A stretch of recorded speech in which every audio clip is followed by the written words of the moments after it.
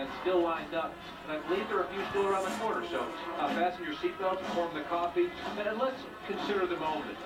David, I want to start with you. You've served in 4 White Houses, Democrats and Republicans. This used to be a rare moment, but 4 of our last 5 presidents have enjoyed this moment, the second term. You saw the president up on the Capitol steps say, wait a second, the last time I'm going to see this. You see him here at the parade.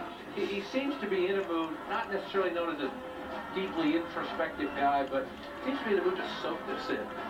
He sure does, and with good reason. This is a day that the president, the vice president, and their families are obviously very happy, but they should be very proud.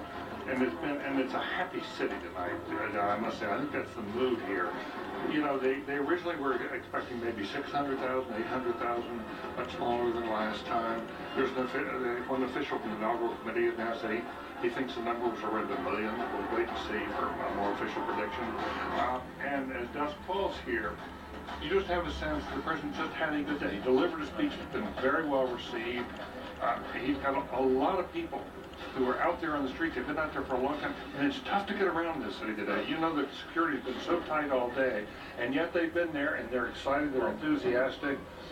I think it's a very good start to his second term. I think he should feel good about the day. And if you've had this long day, and you see the president and the vice president here in the booth, we just saw a moment ago. I was here this morning when the sun came up. We were watching the sunset now. It is a stunning day. There's a little chill in the air, but it's much warmer than 4 years ago.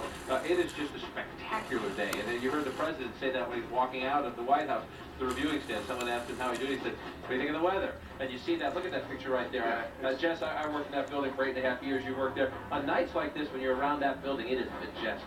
It is glorious, and it doesn't matter how many days you enter there, and it doesn't matter how many hard grinds you have. You get these moments where you just have a breathtaking moment. You think, it's the White House, and this is a beautiful night, and what a moment. And I think that this is the inauguration the president never had.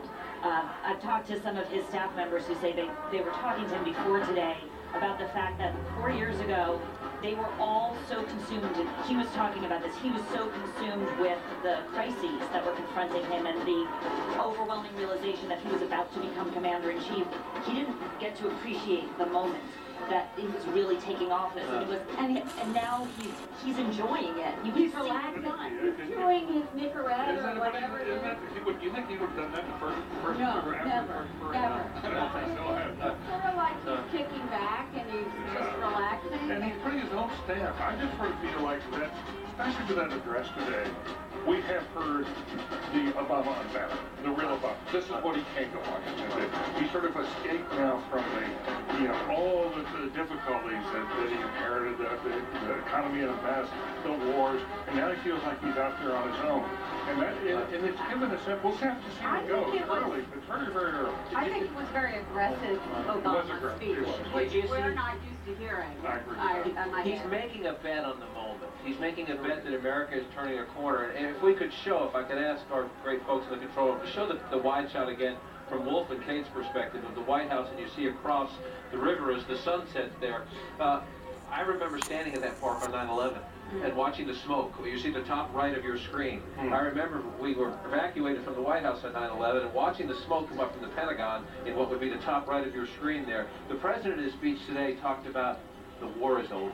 A decade of war is ending. Yes. He is making a bet that America could not retreat from the world, but can have a different engagement with the world. And that both changes foreign policy, but it also potentially frees up resources in domestic policy. And he could use that as a springboard to say, now that we have the opportunity, we must seize the moment. We have to act. And he's got this whole, and his wife now is getting very involved in the politics of this, and she's going to be very involved in this move. Oh, that's wow! Look at that picture. Well, I think we should acknowledge that also this is the anniversary of Martin Luther King, the Martin Luther King Day, as he did. And he took that moment to pause before the statue in the... He wrapped himself in the clothes of Martin Luther King. Something he hasn't always done in office. Yeah, and very purposeful. Yes. But I think that was sort of, and you can see the conceit was Martin Luther King was so courageous that I'm going to state what I really believe here and now. Right. I think this was Martin Luther King revisited. Well, I'm not so sure I'd go that I far. know they don't. But Inside the White House, they don't. but I do believe that the moment called for sort of laying out what you stand for in the paying homage to Martin Luther King in that way. Conservatives said he would do.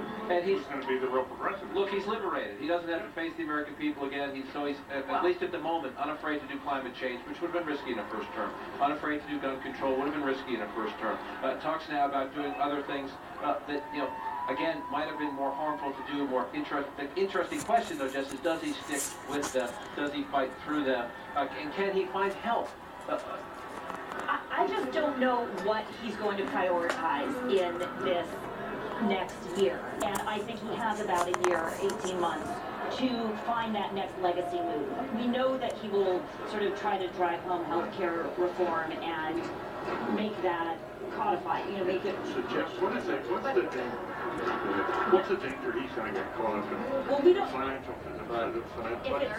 If it's a crisis overseas, if there's a crisis, if it's Iran, if it's, the Middle East, it's always something that we don't know. We couldn't have predicted Monica Lewinsky, could we? Or Katrina for Bush. We never know what it is.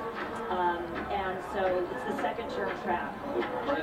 President, no doubt mindful of that, but at the moment he's trying to enjoy what is a fabulously colorful parade. Wolf, where are we in the procession right now? These are representatives of the Alaska Eskimo culture that we're seeing right now go before the President of the United States. They are enjoying what's going on, as are we. Our special coverage of this historic day right here in the Situation Room continues right after this.